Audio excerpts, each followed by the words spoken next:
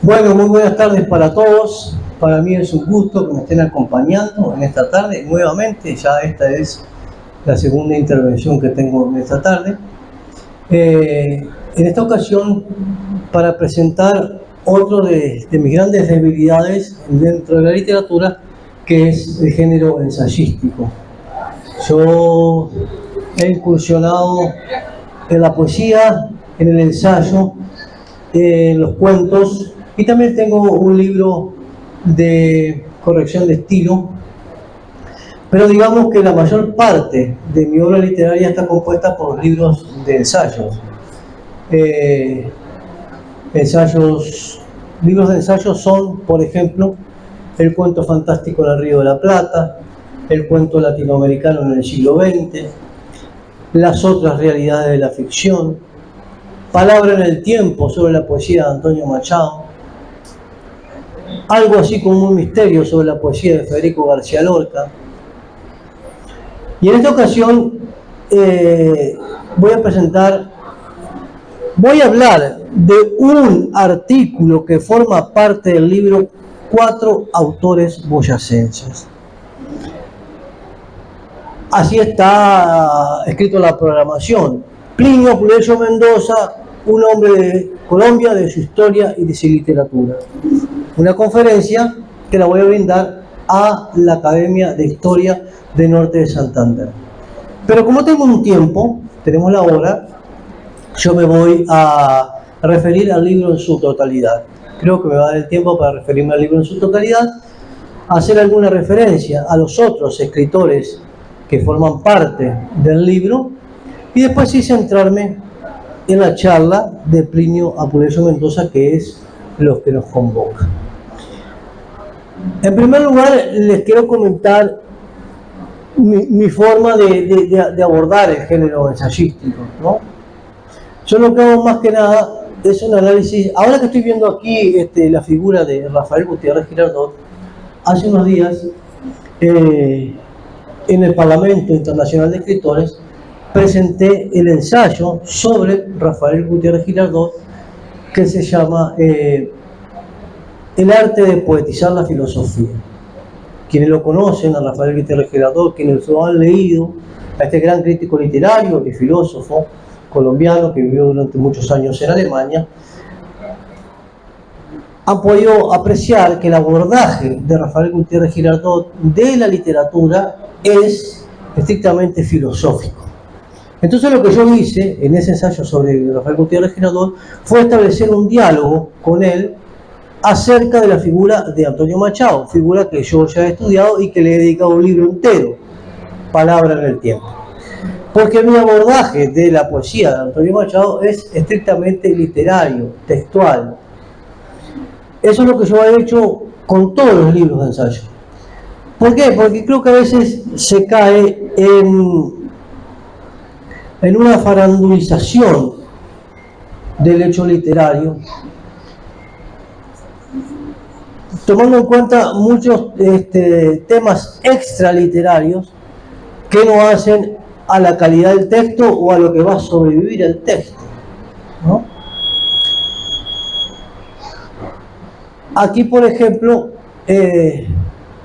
estoy viendo a mi amigo Gabriel Eligio Torres García, que es el sobrino de Gabriel García Márquez, y me sirve para decir algo, que por ejemplo, si hoy hablamos de la novelística de García Márquez o de la cuentística, de la que yo me he ocupado también, no es porque García Márquez haya nacido en Aracataca, ni porque le hayan dado el premio Nobel en el año 82, ni porque le gustara el vallenato, ni porque fuera amigo de Fidel Castro. Es por la calidad intrínseca que hay en los textos de García Márquez.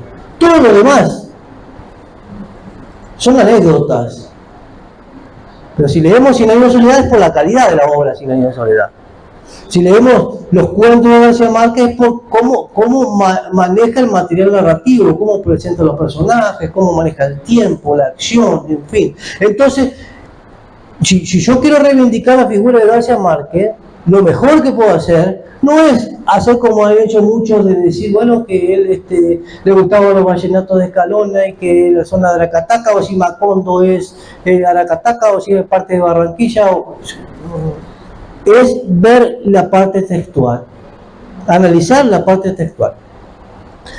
Bueno, eso lo he hecho con todos y es lo que hago con estos autores boyacenses. Ustedes se preguntarán por qué me he centrado en el departamento de Boyacá. Yo he tenido la fortuna de conocer las distintas partes de Colombia, lo que ha sido muy enriquecedor para mí, ya que vengo de Uruguay, que es un país muy homogéneo, si se quiere, desde el punto de vista cultural.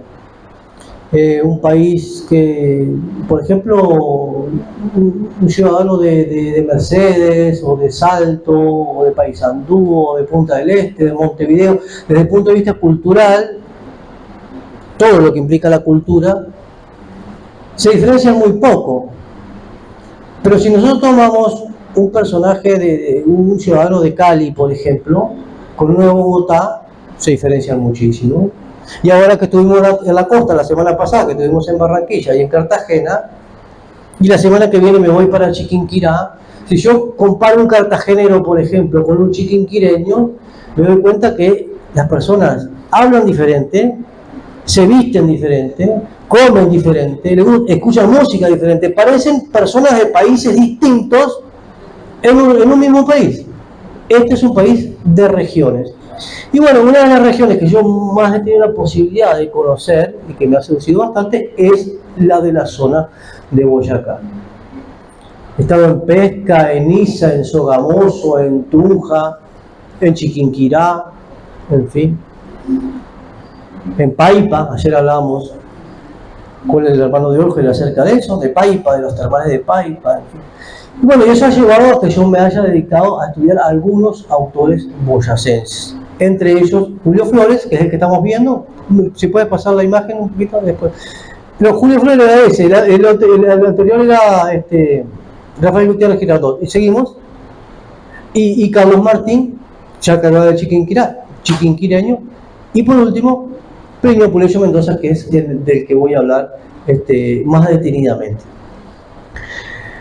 De Carlos Martín, con un ensayo sobre Carlos Martín, que es el que aparece aquí, yo tuve la fortuna de ganar el Premio Nacional de Ensayo Literario en el año 2019. El Premio Nacional de Ensayo está incluido en este libro, y la figura de Carlos Martín. Voy a empezar hablando, vamos en el orden en el que aparecen. En el primero hablo de Mis Flores Negras, del poema de Mis Flores Negras. Pues puedes bajar la diapositiva, amigo, hasta la primera, hasta ahí, hasta la segunda, hasta ahí. Quizás el poema más conocido de Julio Flores es Mis Flores Negras, poema que yo conocí en la voz de Carlos Gardel mucho antes de conocer a Julio Flores. Se los voy a leer y voy a leer un fragmento de Mis Flores Negras para que ustedes vean justamente cómo es el abordaje analítico que yo hago. De todos hago un abordaje diferente, ¿no? De Mis Flores Negras.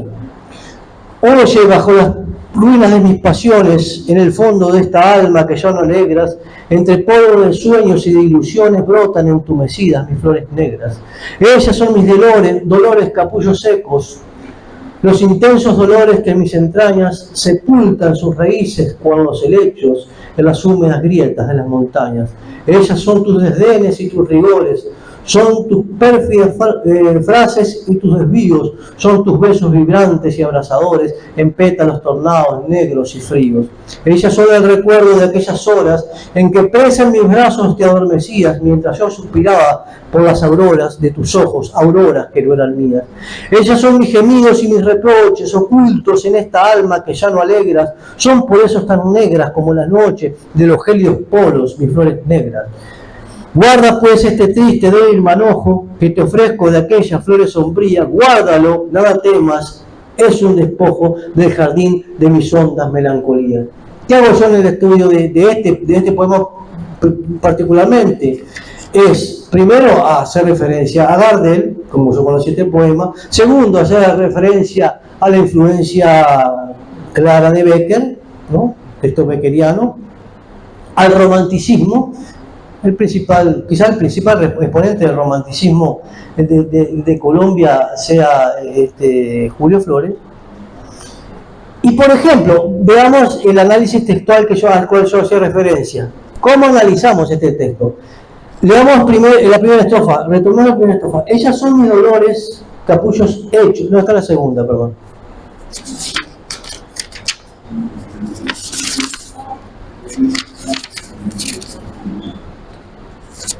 Oye bajo las ruinas de mis pasiones, y en el fondo de esta alma que ya no alegras, entre polvos de ensueños y de ilusiones, brotan entumecidas mis flores negras. ¿No?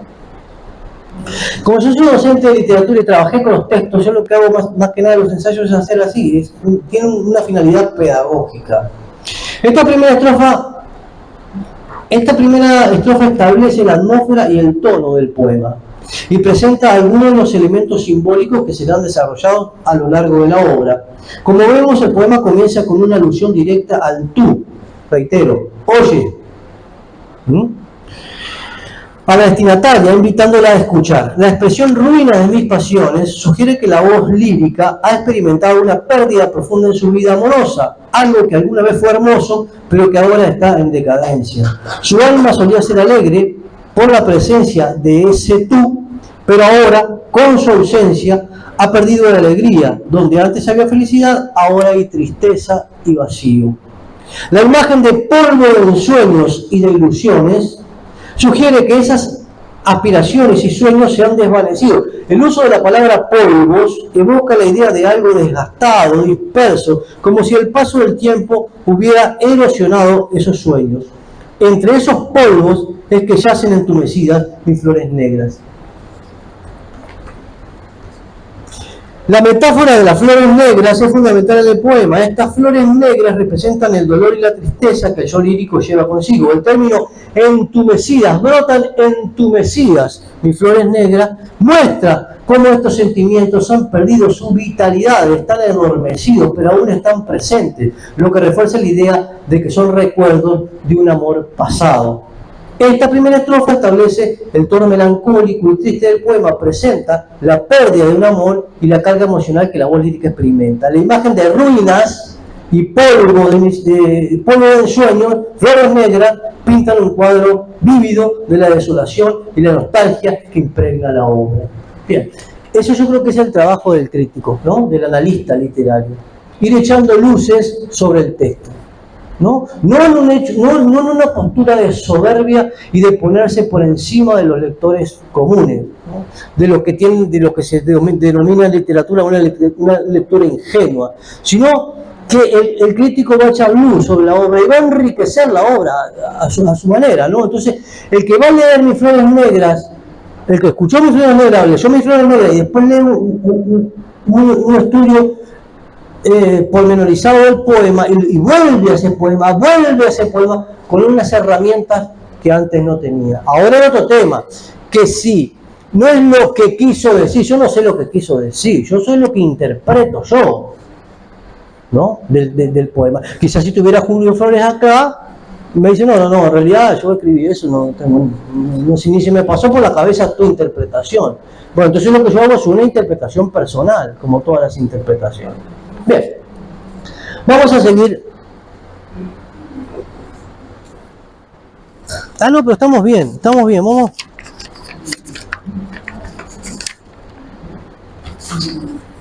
Estamos bien del tiempo, entonces vamos a leer la última estrofa.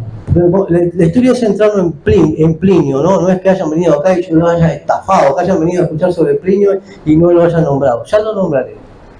La última estrofa dice: guarda pues este triste débil manojo que te ofrezco de aquellas flores sombrías, guárdalo, nada temas, es un despojo del jardín de mis hondas melancolías. Así termina el poema. Esta estrofa comprende la conclusión del poema, donde el poeta le pide a su enamorada que se guarde un triste débil manojo de las flores sombrías. Son versos que cierran el poema con una reflexión sobre el significado de las flores negras y su relación con la melancolía del poeta. La voz lírica se dirige directamente a su enamorada, pidiéndole que conserve este conjunto de flores que simbolizan su tristeza. La palabra triste refuerza el tono melancólico y doloroso del poema, mientras que débil sugiere la fragilidad de los sentimientos que está compartiendo. La referencia a las flores como sombrías reitera su carácter oscuro y triste, lo que subraya la carga emocional que estas flores representan en la vida del poeta. Es un poema romántico por donde se lo mire, ¿no? Este sí es un poema romántico. La gente piensa, no, si habla de amor es romántico. No todo lo que habla de amor es romántico.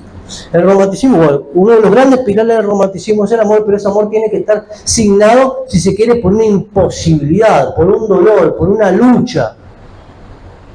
Y acá todavía le metemos otros ingredientes que son propios del romanticismo, como la oscuridad, la muerte, la desolación, lo sombrío. Si uno quisiera enseñar el romanticismo, las características del romanticismo, podría recurrir a Mis Flores Negras y enseñarlas paso a paso, ¿no? Bien, decía, a través de esta sensación, de esta acción de ofrecer, es que el poeta busca compartir su dolor.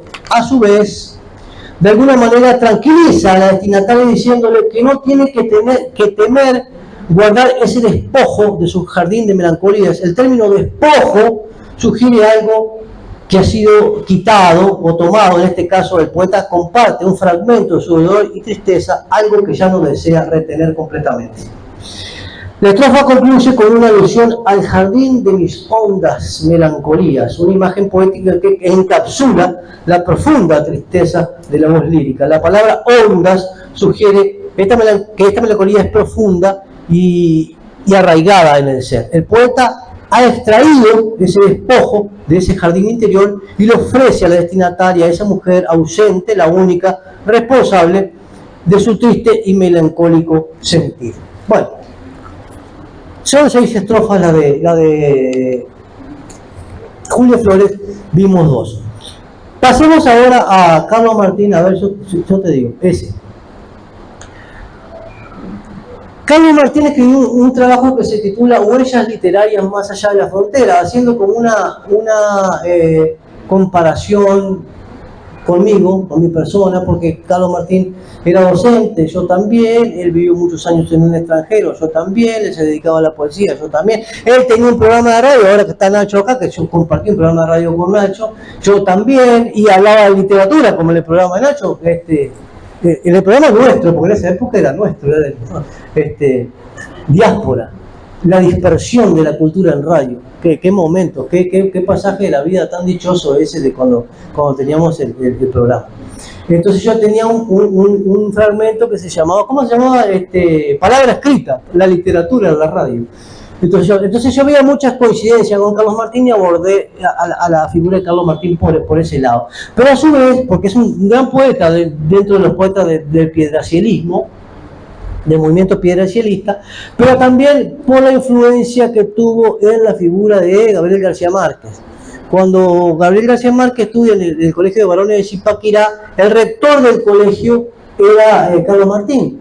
Y las inquietudes literarias que tenía García Márquez las tenían otros muchachos, y Carlos Martín les acondicionó un salón ahí en el Colegio de Varones para que funcionara como biblioteca y para que ahí escribieran. Y ahí se empieza a alargar García Márquez a escribe un poema, y bueno, los primeros textos los escribe, si se quiere, gracias a Carlos Martín. Le debe mucho a Carlos Martín, y en su autobiografía, Vivir para contarla lo nombra con mucho afecto. Yo no les voy a leer todo. El abordaje de este texto es completamente distinto al que hice recién con Julio Flores, porque no analizo un texto puntual de Carlos Martín. Voy a leer un fragmento.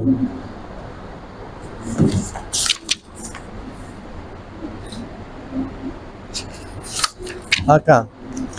La primera referencia que tuve del poeta Carlos Martín fue en la obra Vivir para contarla, las memorias de Gabriel García Márquez, publicadas en el 2002. Allí el premio Nobel colombiano se refiere a la importancia que tuvo Martín en la consolidación de su vocación como escritor.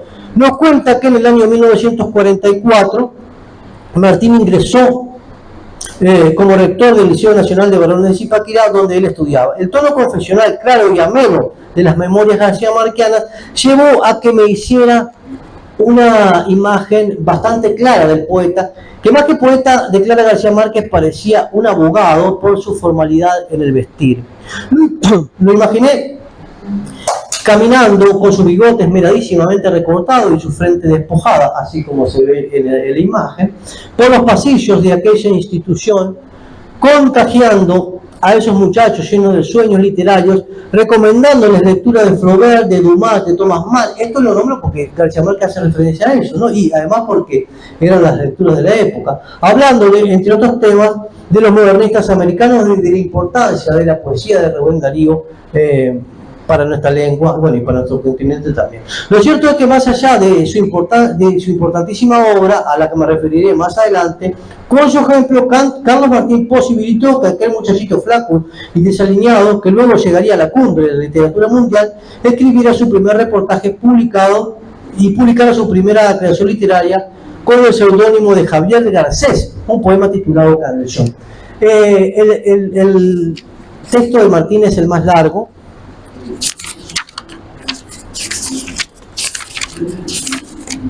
Leeré un poema para que tengan una idea de la calidad poética de Martín. Otoño.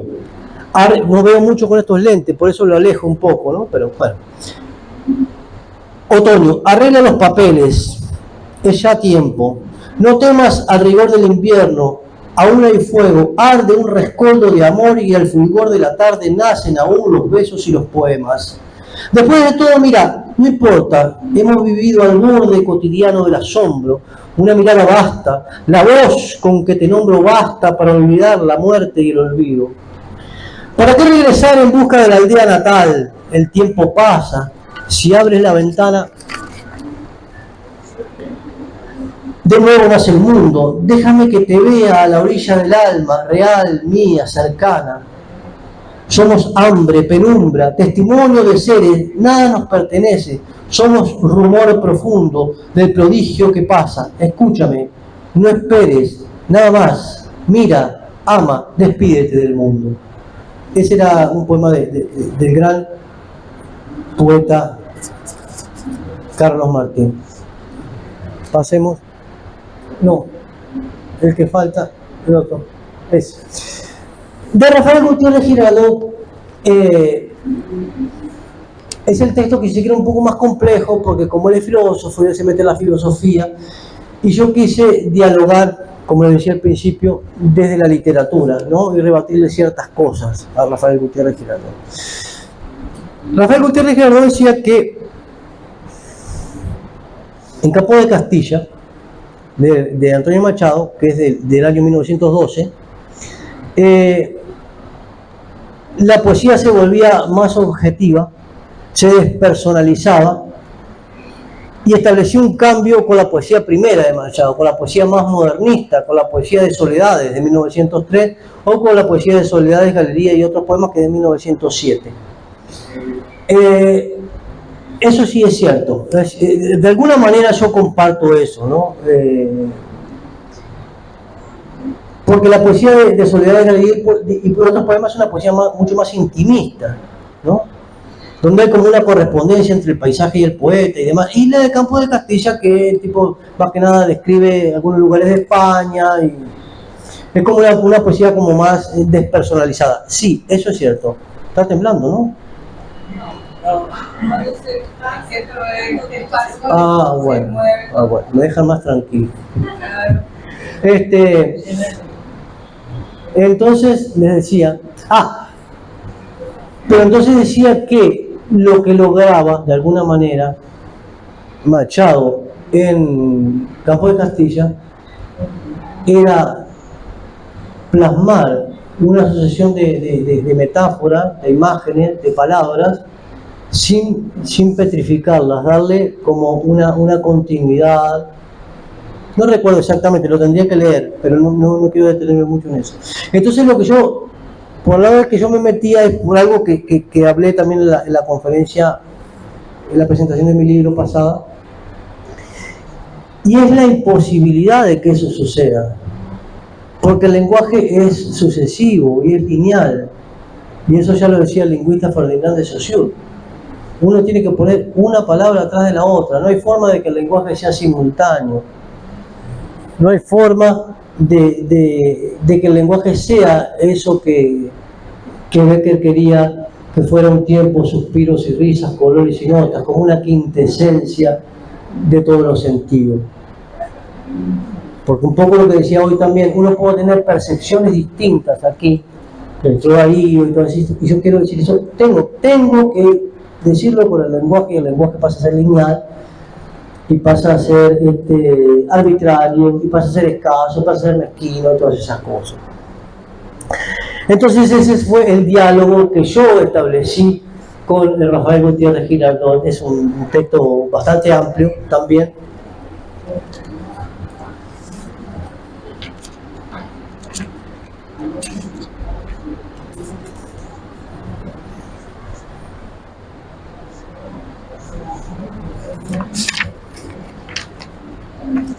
¿Me falta?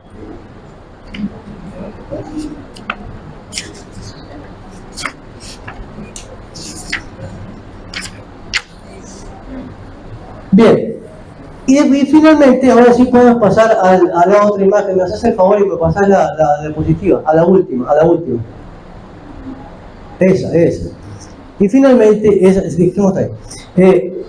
esta que es la conferencia, la que yo me tendría que haber centrado desde el principio, pero como tenía tiempo, yo pasé por los otros. No quiero dejar pasar la oportunidad, porque a veces pasan esas cosas, de referirme a la parte estética del libro. Me parece, a mí me gusta muchísimo el diseño de la portada, y les cuento cómo fue. La portada es de un pintor uruguayo que se llama Pablo Echeverría. Es un gran pintor en abstracciones. Él juega con los colores, con las formas, y hay como siempre como un caos dentro de sus pinturas, pero hay como un orden, que una línea sigue una forma y la forma sigue un color y demás. Yo sigo la obra de él desde hace muchísimo tiempo, y cuando yo escribí este libro se me ocurrió que, bueno, el que tiene que pintar esto es Pablo, porque yo me imaginé esto, el mapa de Boyacá con los colores de la bandera de Boyacá, y ahí tenés, Pablo, hacer lo que vos quieras ahí en el medio. Y mira lo que salió, me parece una maravilla realmente, ¿no? Es el mapa de Boyacá con los colores de Boyacá y con esa libertad creadora que él tiene, ¿no? Entonces fue un gran logro también para mí en el libro el hecho de que Pablo aceptara pintar esta obra, porque para mí es muy importante. Bueno, terminamos entonces, y sí lo voy a leer entero porque es el que nos corresponde. Poética de... No, no es.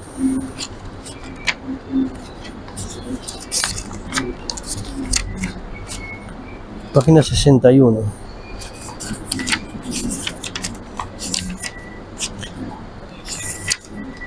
Plinio Pureyo Mendoza, un hombre de Colombia, de su historia y de su literatura. Tiene como subtítulo, entre paréntesis, esta información: Jorge Eliezer Gaitán, Camilo Torres, Gabriel García Márquez y El olor de la guayaba. Esto es como una especie de título emblemático del contenido, ¿no? Ustedes saben, esa caracterización del título, epónimo, que lleva el nombre de un personaje, ¿no? O de unos personajes, Romeo y Julieta, por ejemplo. Un título simbólico, que es aquel título que alude metafóricamente, alegóricamente. Por ejemplo, Barranca Abajo de Florencio Sánchez no se trata de un cuesta abajo, no, sino que lo que va barranca abajo es la familia esa que se va despedazando. Y los títulos emblemáticos son los que de alguna manera resumen el contenido de la obra. Por ejemplo, El rescate del soldado Ryan, por decir una película, ¿no? Ya leyendo el título ya sabes de qué se va a tratar la película. Bueno, entonces acá sabemos que voy a hablar de Jorge Eliezer Gaitán, de Camilo Torres, de Gabriel García Márquez y del olor de la guayaba, teniendo como figura principal la de Plinio. Son varios los aspectos de la vida o de la obra que podría detenerme a estudiar en este breve trabajo ensayístico sobre el escritor Plinio Apuleyo Mendoza, Tunja, Boyacá, 1 de enero de 1932. Fuera de lo estrictamente literario, me podría referir a algunos aspectos de su vida, que de alguna manera están vinculados con los acontecimientos y con los personajes más relevantes de la Colombia del siglo XX. ¿Y por qué elegí este ensayo para la Academia de Historia de Norte Santander, que de alguna manera es la que patrocina esta charla, la que apoya esta charla? Porque es el texto de los trabajos, de los artículos, el que tiene más un trasfondo histórico, ¿no? Sobre el escritor Plinio Apuleyo Mendoza, entonces, fuera de lo estrictamente literario, me podría referir a algunos aspectos de su vida que de alguna manera están vinculados con los acontecimientos y con los personajes más relevantes de la Colombia del siglo XX. Siendo apenas un muchacho, estuvo presente en el momento en que mataron al caudillo liberal Jorge Eliezer Gaitán el viernes 9 de abril de 1948. A la 1 de la tarde lo vio salir del edificio Agustín Nieto tomado del brazo de su padre, Plinio Mendoza Neira, que me había invitado a almorzar en el Hotel Continental, hacia donde se dirigían. Plinio se encontraba junto a su hermana en una mesa del restaurante Monte Blanco. Estaban ubicados sobre una ventana que daba a la carrera séptima, lo que le permitió ser testigo de cómo el asesino Juan Roa Sierra, que salió del café El Gato Negro, efectuó 3 disparos hacia los políticos liberales. En principio no supo quién había sido la víctima, pero cuando bajó corriendo hasta el lugar de los hechos, se encontró con 2 policías que acababan de detener a Roa Sierra y con el cuerpo ensangrentado de Jorge Eliezer Gaitán. No estaba muerto todavía, el tenue movimiento de los párpados del caudillo así lo dejaban saber. Esto lo escuché al propio Plinio en una entrevista, ¿no? Cuando yo llegué ahí me di cuenta que no estaba muerto porque todavía movía las pestañas, apenas movía las pestañas.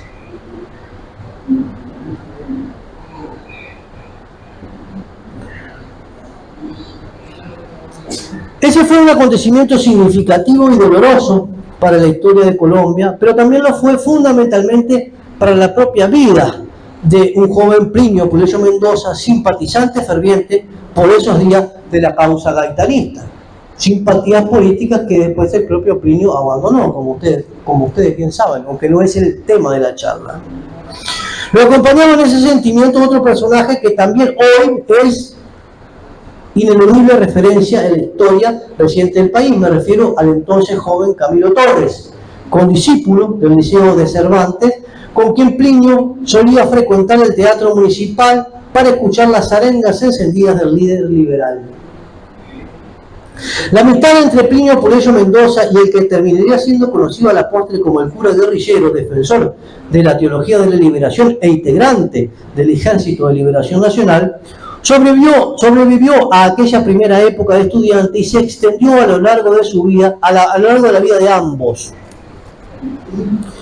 Siguieron frecuentándose en Bogotá, luego se encontraron en París y al regreso de Plinio de la Ciudad Luz volvieron a estrechar lazos gracias a un amigo común, un hombre no menos importante para Colombia que todos los nombres que se han referido en estas escasas líneas. Me refiero al escritor colombiano más grande de todos los tiempos, el señor Gabriel García Márquez, a quien Camilo Torres conocía de la Facultad de Derecho de la Universidad Nacional de Colombia. Pero abandonaré las referencias a acontecimientos y personalidades relevantes porque no me detendré en estas líneas en la persona pública del escritor Plinio Apuleyo Mendoza, con sus más de 20 libros, entre cuentos, novelas, reportajes y estudios periodísticos. Ni tampoco me ocuparé del destacado diplomático colombiano, sino que me referiré puntualmente a la estrecha relación amistosa y literaria que lo unió con el gran Gabriel García Márquez, porque es realmente invalorable todo lo que ha hecho el escritor nacido en Boyacá para que hoy nosotros podamos tener una visión más amplia y rica del escritor colombiano más importante de todos los tiempos. Plinio Apuleyo Mendoza conoció a Gabriel García Márquez en un café en Bogotá cuando él apenas tenía 16 años y el hijo ilustre de Aracataca 20. Lejos estaba todavía, por esa época, el cataquero de ser el escritor colombiano reconocido internacionalmente. Era apenas un muchacho flaco que había llegado a Bogotá desde el Caribe colombiano a estudiar la carrera de Derecho. Así fue el comienzo de una relación amistosa y literaria que se prolongó por más de 50 años. Una amistad que continuó en París casi 10 años después, donde Plinio comenzó a convertirse en un sostén emotivo e intelectual del futuro premio Nobel, que continuaba siendo por esa época apenas un periodista desconocido afuera de Colombia, con una obra incipiente y poco valorada por los editores, aunque también es cierto que desde los 27 años, cuando Gabriel García Márquez publicó Los Jarasca en el 55, ya era visto dentro de Colombia como una gran promesa de las letras nacionales. Luego vendría la etapa donde los dos amigos periodistas trabajaron como cazadores de noticias en Bogotá, en Caracas y en La Habana para la agencia cubana de noticias Prensa Latina. Posteriormente llegaría la etapa de Nueva York, luego la de México y ya más cercana en el tiempo las diferentes etapas de Gabriel García Márquez, consagrado como escritor a nivel internacional. ¿Qué necesario ha sido Plinio Apuleyo Mendoza a los amantes de la buena literatura latinoamericana para que podamos conocer a fondo a uno de sus principales exponentes? Ojalá todos los escritores que pasan a la historia de la literatura por su grandeza pudieran tener cerca suyo a un biógrafo exquisito, a un amigo memorioso, con gran manejo del lenguaje escrito como lo tuvo Gabriel García Márquez. Plinio Apuleyo Mendoza parece como si hubiera venido a este mundo, entre otras cosas, para acercarnos a aspectos de la vida y la obra del Nobel que de otra manera hoy no podríamos conocer.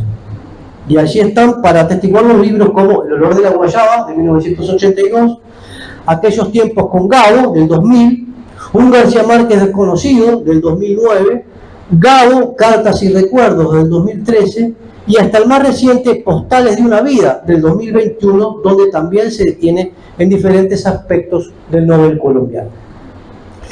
El olor de la guayaba, de 1982, es una obra que quizá no sea la más completa sobre el tema porque no contiene referencias a muchos años de trabajo literarios garciamarquianos que vendrían posteriormente a su publicación. De todas formas, yo considero que es el más importante por muchas razones.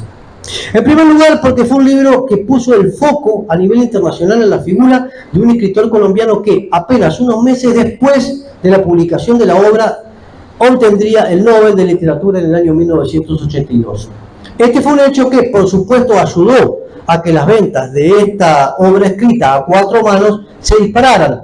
Pero vale decir que ninguno de los dos escritores manejó en su momento ni siquiera la posibilidad de referirse a lo que desconocían por ser un hecho, no sé si inesperado, pero que de todas maneras habría de suceder unos meses después de la publicación. Acabo de decir que la obra fue escrita a cuatro manos y eso parece desprenderse de la responsabilidad de los autores que la firman.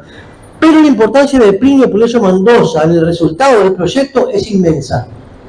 Y lo digo de esta manera, no porque este trabajo esté centrado en la figura del escritor boyacense, sino porque he comprobado cómo muchas ediciones posteriores a la del 82 pareciera como si hubieran querido invisibilizar a Plinio poniendo en la portada de sus libros el nombre de Gabriel García Márquez en grandes caracteres y el de Plinio Apuleyo Mendoza apenas perceptible.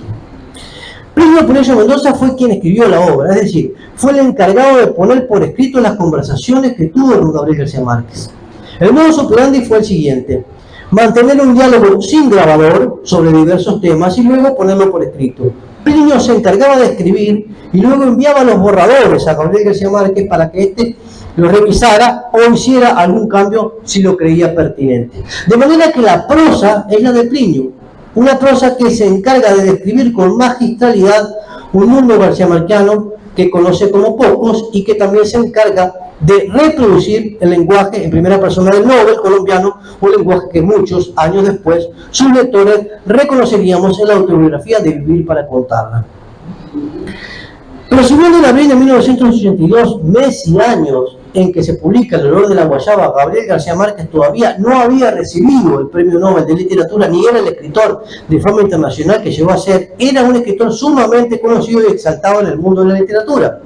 Ya había publicado para esa fecha, contando solo las novelas, La hojarasca en el 55, El coronel no tiene quien la escriba, en el 61, La mala hora en el 62, 100 años de soledad en el 67, El otoño del patriarca en el 75 y acababa de publicar Crónica de una muerte anunciada en el 81. Esto llevaba a que fuera un escritor requerido constantemente por diferentes periodistas de distintos lugares del mundo que querían conocer más sobre su vida, sobre su obra y hasta sobre sus posturas políticas. Esta situación incomodaba sobremanera al autor de 100 años de soledad, pero sucedió algo muy curioso, que terminó permitiendo que hoy nosotros como lectores hayamos podido acceder tanto a diferentes anécdotas de la vida de Gabo, como también a poder conocer las claves de su proceso creativo. A principios de los años 80, la editorial Benford de París contactó a Plinio Puleyo Mendoza porque estaba interesada en hacer un libro que fuera una entrevista extensa a Gabriel García Márquez. Una entrevista donde el poeta, donde el periodista se pudiera detener tanto en la vida como en la obra del escritor colombiano. Plinio en un principio pensó que Gabo se mostraría reticente a la idea porque sabía muy bien que a su amigo no le gustaban las entrevistas. Pero la sorpresa del boyacense fue mayúscula porque su amigo no solo le aceptó la propuesta, sino que le pareció una gran idea. Gabriel García Márquez conocía la calidad de escritor de Plinio Puleyo Mendoza y también era consciente de que pocos como él podían moverse como pez en el agua en lo que respecta al conocimiento, tanto de su vida como de su obra. Sabía que con un interlocutor como Plinio podría despacharse a sus anchas en todos aquellos temas demandados por los periodistas, de manera que al dejarse entrevistar por su amigo se evitaba las indeseadas entrevistas futuras. Este es el origen de la guayaba. O sea, en palabras simples, García Márquez dijo: bueno, vamos a hacer esta entrevista, así no me joden más pidiéndome entrevistas por todos lados. Hagamos la entrevista, hablemos de todo y acá queda. El libro, desde el punto de vista formal, es una amplia entrevista multitemática, pero en realidad también lo podríamos ver como una extensa charla entre dos amigos, porque al leerlo es como si fuéramos testigos de una conversación informal magistralmente llevada, estructurada por las preguntas de Plinio. Está dividido en 14 capítulos titulados Orígenes, los usos, el oficio, la formación, lecturas e influencias, la obra, la espera, 100 años de soledad, El otoño del patriarca, Hoy, política, mujeres, supersticiones, manías, gustos, celebridad y celebridades. Muy inteligentemente, Plinio introdujo 4 relatos que son los que estructuran las diversas temáticas de la entrevista. Estos son los titulados Orígenes, la formación, la obra y Hoy.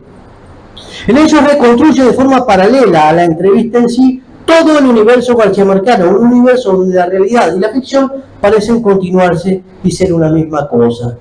Si incluso hoy yo tuviera que recomendar un libro que nos permitiera sumergirnos en el mundo garciamarquiano, recomendaría sin dudarlo El olor de la guayaba, porque no existe una entrevista más completa, más profunda y hasta más divertida que la que presenta este libro. En él encontramos anécdotas de las diferentes etapas de la vida de Gabo en el Caribe colombiano, sus opiniones literarias, sociales, políticas, sus amistades, sus lecturas e influencias y hasta la revelación de las claves de su proceso creativo.